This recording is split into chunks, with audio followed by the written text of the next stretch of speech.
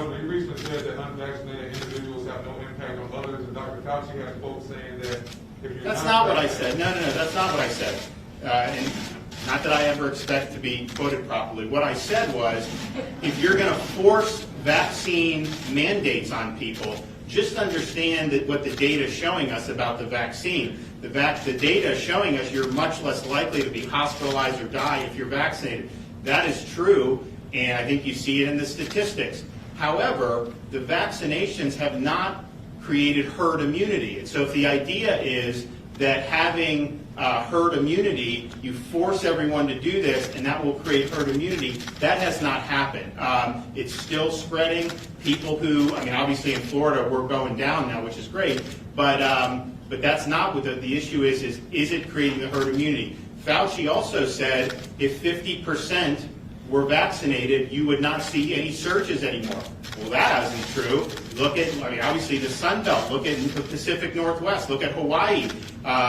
Huge surges that you've seen. And so, but just understand what you're doing. If you're forcing somebody to show proof of this, to eat at a restaurant or to do basic tasks, go to the grocery store. There's some places around, if you look at some of these places that have really gone off the deep end, to say to go to the grocery store you should have to do that. So we're not doing that in Florida. But the theory behind it is that if you make it so, make everyone have to do this under penalty of law, that somehow you wouldn't have spread. And I think we just have to be honest about what it's doing and what it's not doing. We had hoped that if you had 50%, then you wouldn't have that. We had hoped you could build herd immunity that way, but that just hasn't happened. It's not happening in Israel. It didn't happen in the UK.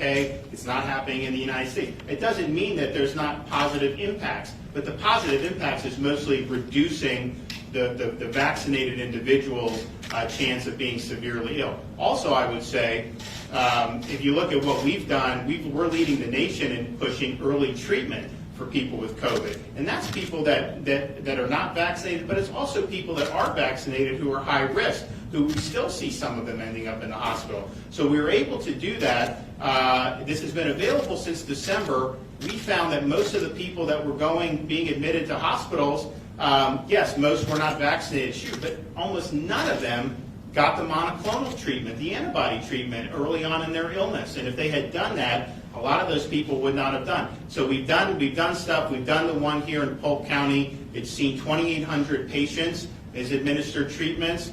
And what you're finding is we're seeing the hospital census decline rapidly. We're seeing the emergency room visits for COVID-like illness decline. We're seeing daily hospital admissions decline. So those are very, very good trends, but that's about understanding where there was a need for action. And then we did this, and I mean, we were able to put together a lot of sites very quickly. We're going to open up a couple more. So we're going to have, by the end of this week, we'll be up to 25 sites throughout the state of Florida, all of them being able to do up to 320 infusions a day. Now, most of our sites don't have that much demand, but I would say the one here in Polk is probably doing between 150 and 200 every day. Some of the other ones, like Bonita Springs, they do 300 a day pretty consistently, and then others do around 100. But the point is that by doing that, getting it early, we're keeping thousands of people out of the hospitals, and that's obviously better for their health. It's saving lives for sure, because not everyone that gets admitted to the hospital recovers, and it's also helping relieving a burden on the healthcare system, because we had higher levels of COVID patients. Now that's going down, so we're going to keep this going in that direction. But one of the reasons why we thought that this was something that needed to happen was because, yes, people just didn't seem to know about it, even though it had been available since December. So we've raised the spotlight now. Other states are following Florida. But it was based on the fact that you were still seeing people who were fully vaccinated test positive. Again, we didn't see the herd immunity that we had hoped for. And so in that situation, and we've already had great testimonials about this, very elderly people who've been fully vaccinated for months get COVID, are symptomatic, and then they get the infusion, and either they stay out of the hospital. Some of them do get admitted, but I can tell you, we've had a number of these folks who get discharged, and the doctors are saying, had you not gotten the monoclonal, you probably wouldn't be getting discharged right now. So it's been a big success, and it's something that we're going to continue to do, but it is something that we recognize that this stuff, people were testing positive, both vaccinated and unvaccinated. And so in terms of hoping to just get herd immunity and all of a sudden, that has not happened anywhere yet in our country or in some of our other countries, particularly those that have been highly vaxxed. So you got to look at the data and you got to make judgments on the basis of that. But I think we feel the real need with what we did with the monoclonals. Governor, the Buccaneers kick off on Thursday at home, full capacity, sold out. I know you're pushing for that last year. Your thoughts on the season, what it means for Tampa coming off the Super Bowl?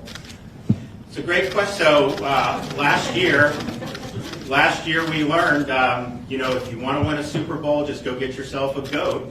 And we got the goat and we won the Super Bowl. And I'm excited for it because, I can tell you, last year's Super Bowl, it was exciting to win. Look, I was a Bucs fan when they wore the orange uniforms and they would lose most of the games growing up. So it's been a long ride for me, and I know many fans in the Tampa Bay area. In fact, when you would go in the 80s, if you'd go to a game, there'd be more fans for the opposing team than there would be for the Bucs back then. And so, and we did, Coach Dungy did a great job bringing it. Obviously, they won a Super Bowl under John Gruden, but it's been lean.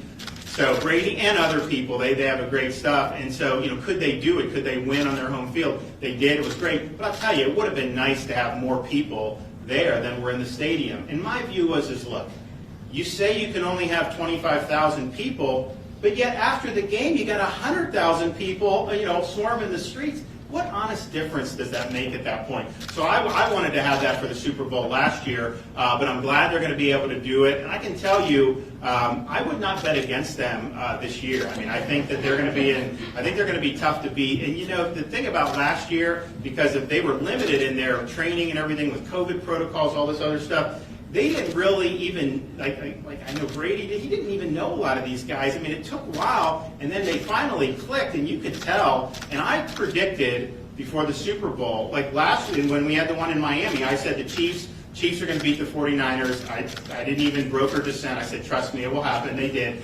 And then this time I was very resolute about the Bucs, and it wasn't because I'm a homer, which I am, but it was.